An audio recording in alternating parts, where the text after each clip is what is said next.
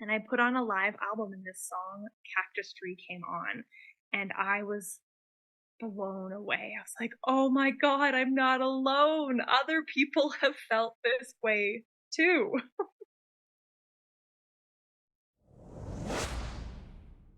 Hey, welcome B-Siders to a new episode of this Living on a B-Side podcast. And today I am joined by Aileen March, who is a coach, healer. Oh, this word is a tongue twister for me. A cyclical living guide and a witch. So I think we've already set the scene for something magical to happen, which I think music is always very magical in itself. But having someone like Aileen here today as well is, I think, even more magical. And I think today we're going to talk about something really interesting and important, and it's around pivotal moments in your life, how to navigate them, and how a song can really be like your guide and your support in all of this. But before we dive into that, a warm welcome to Aileen. Thank you so much for joining us today. Thank you so much for having me. I really appreciate being here, and you are not the only one who struggles with that word. I think I'm every glad. podcast I've been on, the host has been like, "Oh no, oh I have to say this word, cyclical living is a mouthful." Yes, it is a bit of a tongue twister, but I got through it, so I'm glad. You did well. Thank you.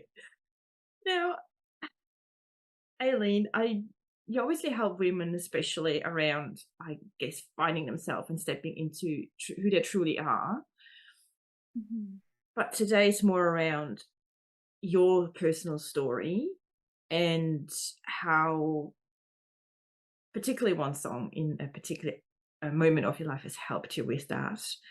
And why don't we just start right there, to tell us a little bit about what that moment was in your life, and then share the song and how that helped you get through this phase of your life. Yeah, sure. So the moment or the phase, the time, it was really the beginning of a new chapter that became way bigger than I even imagined at the time. But for all the listeners, I was in a relationship that was not right for me. It was not a good place for me to be. And I knew that for years in that relationship. It was a lot of years of feeling like, okay, I just have to try a little harder or wait a little longer or work a little more or something's going to shift eventually. And I realized 5 years after I started thinking this that it wasn't going to change and that I was going to have to change it. Um, and so I left, which was scary. And I felt like I was too old to start again. I was in my mid 30s and I felt like I had no idea what I was doing, but I knew that I'd felt so trapped. And when I moved into my own place, which is the first time I had ever lived alone anywhere, I'd lived with my parents, and then I'd lived with roommates, and then I'd lived with my partner for 10 years. Um, I was going through, I had a record player, I had all my dad's old records, and when I first moved into this house, I remember it was one of the first things I got was a little tiny suitcase record player. And I just started throwing on records that I wanted to listen to. I knew Joni Mitchell's hits, like I had her albums on my iPod. Oh my gosh, that just dated me on my phone by that point. Um, and but I didn't know much of her other stuff, and my mom was a huge Joni Mitchell fan, and it has so like the record collection has pretty much everything that she ever put out in the vinyl years. And I put on a live album, and this song Cactus Tree came on, and I was blown away. I was like, "Oh my god, I'm not alone. Other people have felt this way too." Yes, Cactus Tree. Beautiful song, very poetic. And Mhm. do you think so? What was your biggest takeaway when that came out? Apart from you not being alone, but what kind of did it trigger in you? It made me feel like all the things that I was feeling were normal and okay. So for context, at the time, I think this happens to a lot of us when we're in relationships that are not right. We think some people think like, oh, maybe an open relationship and my needs could be met by multiple people comes up for some people, not for everybody. But I had dabbled with that idea. I had also had this sense of being really stifled and needing to be free. And so Cactus Tree talks about a woman who, um, it doesn't explicitly say she's in multiple relationships, but there are many men who love her and who she loves in their each in their own regard. But one line got me where it was like, it says something along the lines of, um, bracing herself for the one who asks for eternity because she doesn't want that. And at that stage where I was at, newly out of a long, not great relationship, all I could think was like, I don't want it. Nobody gets to put a ring on this finger again. Like I am my own person. I am free, and it's okay that I actually do hold attraction for more than one man, and that's a normal place to be. So it felt really validating, and I made every one of my friends listen to it. I was like, listen, she's singing about me. Yes, that one line, I noticed that too. I said, "Ah, okay. Mm-hmm." Hmm. So, And the repetition too of the line, she's so busy being free. It really resonated for me at the time. mm, yes. I can sense that that was the perfect song for coming out of a relationship and probably rediscovering yourself as well a little because Hmm. like you said, when we're in relationships, we do adapt and we probably leave parts of us in like a cupboard locked up Hmm. that probably want to be free. Yeah, it felt like the first time I ever was exploring who I was outside of a relationship. I was a serial dater from the time I started dating, which was like the age of 16. I was kind of always in a relationship, and I'd Mm, get out and be like, I want some time on my own, and very quickly would end up back in a relationship. And mhm, so I didn't really know who I was or who I wanted to be outside of that. And very much, as is typical with a lot of women, I think, but especially women who are caregivers, I'm a people pleaser. I'm a lot of what I do and I teach in my with my clients is how to stop people pleasing, but I certainly would mold myself to fit whatever I thought the relationship required of me. mhm, So yeah, having that permission to be free and to play and to being considerate of other people, but that my feelings and my desires were as much of a priority as the men that I might be in relationship with was kind of mind blowing to me. Which, saying it aloud sounds like no kidding, but it was something I struggled with for sure. Yeah, I can imagine a lot of us, I, maybe even men included to a certain degree, probably struggle with that because there's a lot of Hmm. what do you call it, like sort of expectations put on them how to be in a relationship. And Hmm. I do feel to this day a lot of men think they have to be, the breadwinner. Still, Yeah. emotions are probably still an issue for them. Like you can't show your emotions, don't cry and don't be too silly, and so I Yeah. think we both we all still have to learn to navigate that a little bit better. I don't know if you agree with Yeah. that. I definitely do. As you're saying that, I'm like, oh, like the patriarchy hurts all of us, and it hurts us in different ways. Women or like female children are raised generally to put other people's needs ahead of their own, and boys or male children are raised to suppress their feelings. And it's actually, on that note, little boys are actually more emotional than little girls. If we let them be themselves and express their whole selves, when they've done some studies, and girls are actually more emotionally even and better able to kind of control their emotions, and little boys are way more emotive, and yet we stomp it down in them and tell them it's Mm. bad and wrong. And so of course we've ended up with certainly lots of men who struggle with even naming their emotions or feeling safe feeling them. Yeah, there's Mm. actually a book up behind me, that yellow one right there. It's called For the Love of Men, and it talks all about that. That was very perfect the way you put your finger there. You literally got it the first take. And I guess that's when music is a really great way of helping to define your emotions. And I hear that over and over and over again doing all the interviews I do and every person I speak to. Mhm. And I've had a few people on, a few guests on who specifically deal with families and children. And they said exactly what you're saying, that, you know, we suppress so much in our children, or we encourage Mhm. other things. Like it's sort of, if to me, it feels like there's an imbalance Mhm. in, and it's not on purpose. It's just how society conditioned us. And I don't know if you, I hope you agree with this, and you can probably share your view on it, especially with kids, but also as adults.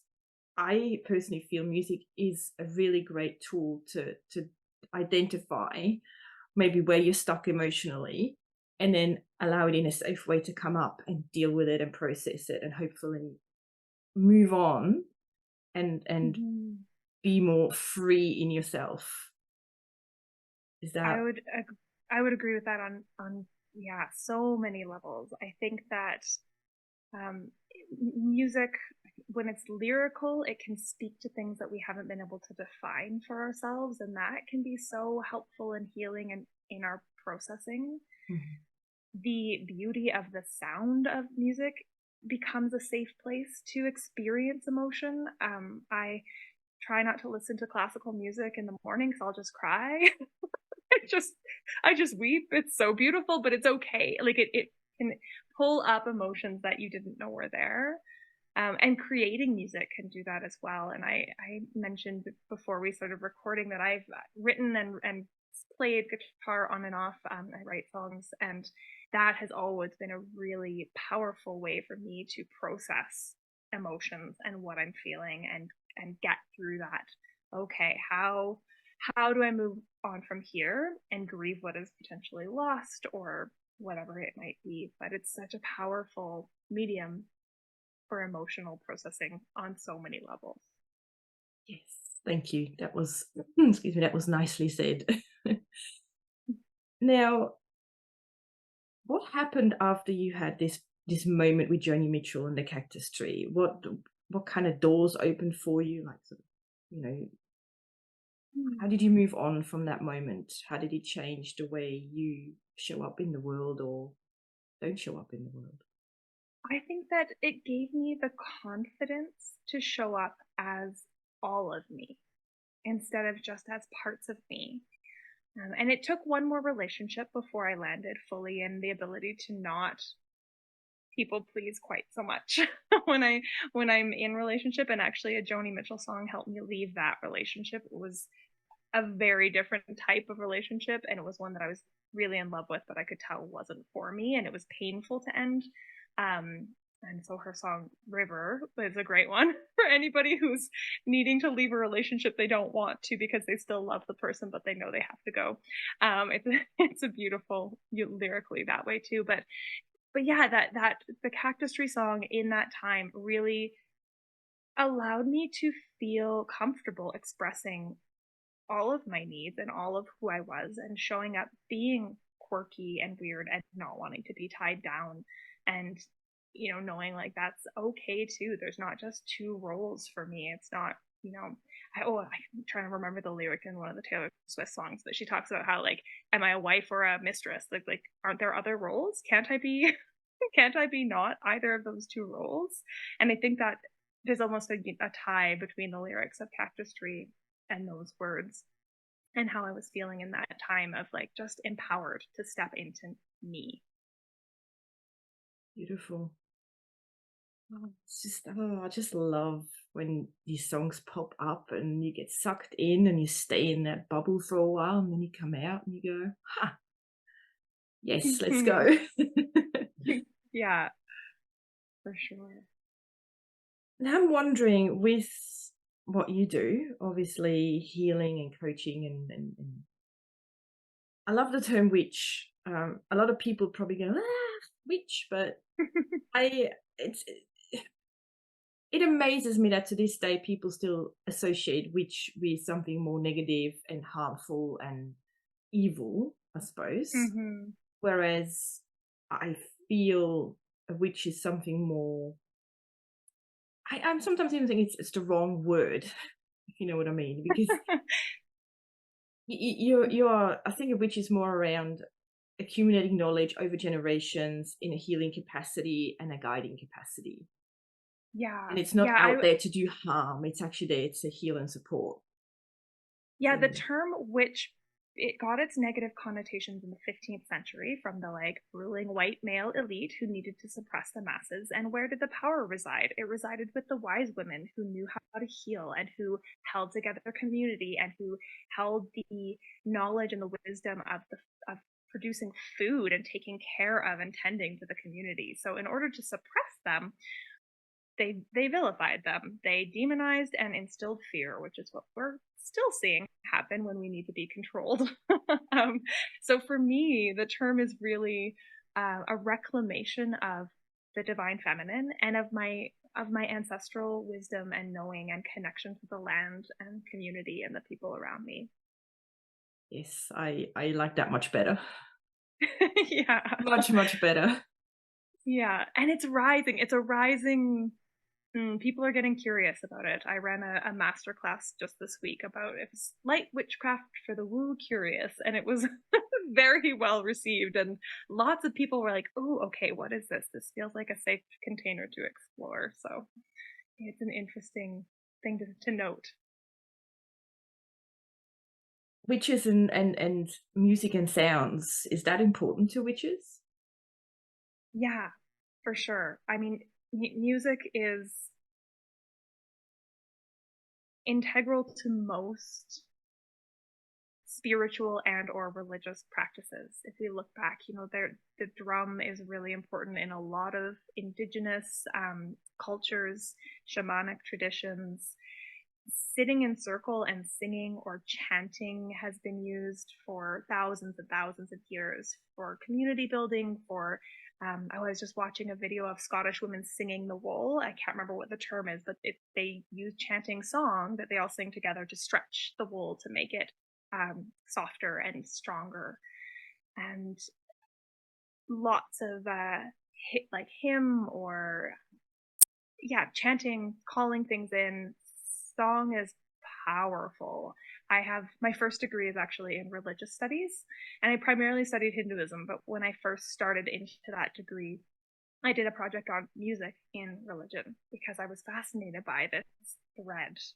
It's it's a very powerful tool. Hmm. Yes. Yes.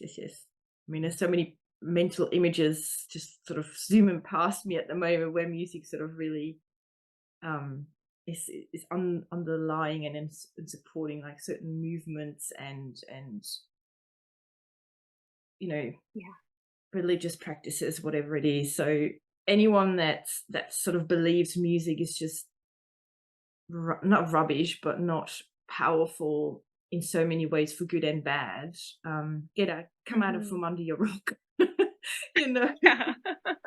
There's so many examples, even in popular culture. I mean, music at sporting events, music at as campaign things. Like the politicians will like use music in their campaign runs and stuff in the states, and it Yeah. is so powerful for sure. Yeah. And I think lately we're also seeing a lot of, and I mean, for me, that's nothing exactly new because growing up in Switzerland, you have all these different countries around Switzerland, you have the different languages as well. So for me, liking music that's from different countries with different languages was always just normal to me, like French, and then you have, the Italian, and then you have Spanish and English. And Hmm. but I feel like there's a little bit of more of that coming again. That Hmm. people are not so, I don't know if the word scared is the right word, so but it just comes to mind of listening to sounds and music from other cultures and Hmm. actually Yeah. embracing that too. So I think that's a beautiful thing that I see happening in my little corner of the world. And yeah, it's exciting because you also learn about other people through it and how their culture works and how their spirituality works. And Yeah.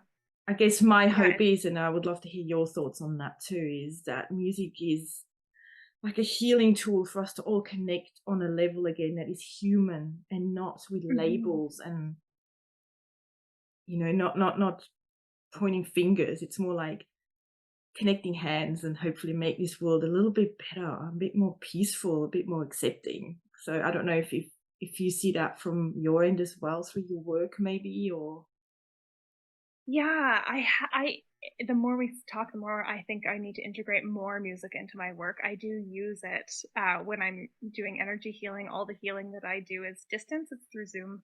And so while I work, I'll put on music to help the person that I'm working with feel connected to me because just quiet on a Zoom call with your eyes closed, it's you're like, and what's happening over here? So it's a powerful tool that way. And I think about it in terms of having been to concerts where everybody's singing along and the power and the potency and the like chills and the tear, I'll cry 'cause that's what I do, I cry. And yeah, the connection there is it's impossible not to recognize like the humanity of the person next to you when you're both having the same experience together. So I do think that it's a really powerful tool that we could use more of to connect and rehumanize each other because that's a huge piece of what I see wrong in the world these days is the dehumanization and othering of other people. mm, yes. Oh, we could probably talk about just that in itself for a long time, and something that I Mhm. guess I'm still learning and passionate about, and talking, with people like yourself. It really gives me so much more insight into myself and what I hope the world can be. And I do hope having these conversations as well, that anyone who listens to them gets inspired. And yeah, like you said, if you do go to a concert or to any place where there's music, that look at the person next to you and see them as a human being and a soul, and not just a different race or a different religion or different personality. I don't Mhm. know. So maybe my hopes are really high for that, but we got to do something about it. Yeah, and I think that people have been recognizing this and trying to use it for so long. Like there's like, fundraiser concerts and that whole bringing people together for common powerful experience. Mhm. Um, yeah, and music is a great way to do that because I mean, very few people don't at least say they like music. Most people have at least one genre that they're drawn to and would will pay to go see or go out to go see. And there's something about that experience too of live music together that the energy is tangible. It's almost like you can feel it and the difference in it for sure. Beautiful. Right. Now, where you're at in oh God, let me try that again. Where you're at in life right now, is there a song that could describe best your current stage in life and or business? Hmm.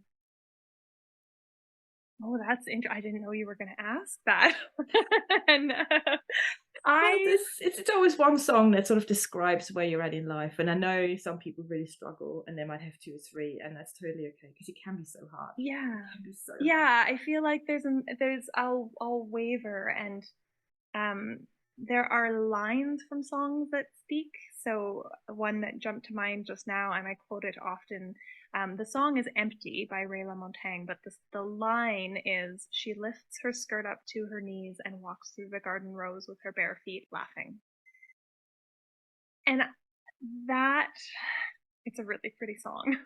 The rest of it's quite sad, the song, but it's also got these really poignant, beautiful moments in an otherwise normal life that speak to me of where I am trying to lean into teaching wise and guiding my clients into finding the deeper meaning, the potency that everyday life has to offer us. And I do that in large part by helping my clients with ritualizing some of their life and finding those little sparks of joy that exist, not having to shake up their whole life situation to find that depth of meaning or that joy and that purpose and the energy that comes from it. And I'm a gardener. I love being out in nature. That's a big part of my work, is connecting with the land and the nature and the cycles, the seasons. That's where that cyclical living piece comes in. So that's one piece for sure. And then the other one that jumped in my head was If I Was a Man by Taylor Swift, because like I have, I have a friend in my mastermind who says hashtag FTP, which is F the patriarchy. And that's what that song feels like to me. So there's my feminist side coming out. Nice. I love that line that you quoted before. It's very poetic again, but yeah, it really speaks to you, doesn't it? Mm-hmm. And it Yeah. has for a long time. I remember hearing it the first time and just being like, oh, I am that.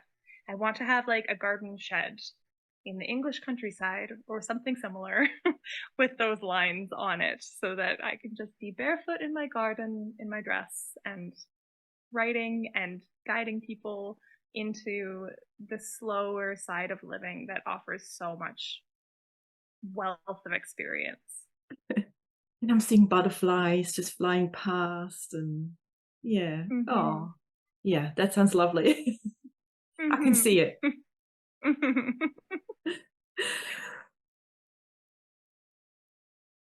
Yes, I'm always pausing and digesting because that's what Yeah. introverts do. We have to digest. And Anyone I'm who a doesn't coach. I'm know and happy with hasn't sorry, go on. yeah. I'm a coach. I'm happy with pauses.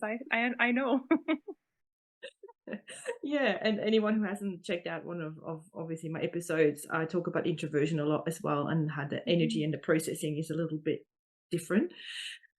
mhm. But anyway, apart from that, we're not going to go into that today. Is there anything that just shows up for you right now that you want to share with my audience, anyone that listens, and maybe give them a song or two on their way to listen to find, maybe start the journey of being more or connecting more with themselves and find more sprinkles of joy throughout their day? Yeah. I think music is so personal that exploring and going on a deep dive into an artist that you like, or you hear a song and maybe it grabs you in a certain way. I love doing deep dives into artists and like listening to an album on repeat until I know all the lyrics and then I'll move on. And Okay. so that's that's one of That's the okay. things I do in my car. I love it. I love singing, and so I'll sing until I know all the lyrics, and then I'll go back to it sometimes. But it's like it's a weird habit that I have. But yeah, I mean, anyone who hasn't heard that Ray LaMontagne song, I would suggest highly. Empty is the name. Anyone who's not familiar with Joni Mitchell, and if you like lyrics that can capture feelings, I definitely recommend her. Any parents out there, Circle Game is a beautiful song by her. It makes me cry. I'm not a parent, but it makes me cry anyways. And yeah, feeling into the music. Well, a practice that I really like to do for myself if I'm feeling low or struggling, and there's kind of two sides that I'll use music for. One will be put on the saddest songs and lay down and cry it out, because there are pain relievers in tears. We release endorphins when we cry. It is such an important part of life, and so many of us repress the tears. And so find a safe space and time and put something on that pulls your heartstrings and like weep. It's so good. It's such a cathartic thing to do. And then the other side is if you're feeling low energy, or you do have to be out in the world or producing or performing or something, and you're feeling like you're in a funk and you want to get out of it, put on like something fun and dancy and happy that gets you moving and move your body, because there's that somatic piece as well. Just like the crying, it's a full physical experience. Dancing is too, and it can really shift And it's not the same if you're not dancing to a song. My personal favorite to get put on and dance to is, oh wait, like I'm clearly outing myself as a Swiftie. Taylor Swift's Paper Rings is a good one, and Shake It Off also because shaking. I was wondering if Or Shake It Off would make an appearance. yeah, or anything Celtic. I do love some good fiddle music.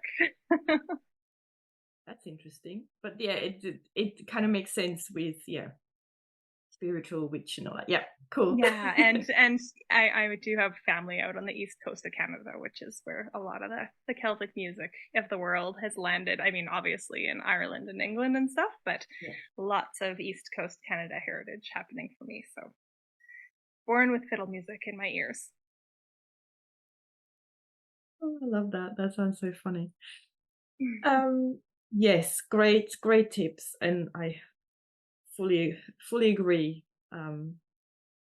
Yeah, find maybe even make a playlist for when you're down in a funk. Have like half an hour where you just let yourself completely go, and then have a Mhm, playlist for when you need to ramp yourself up and pump yourself up.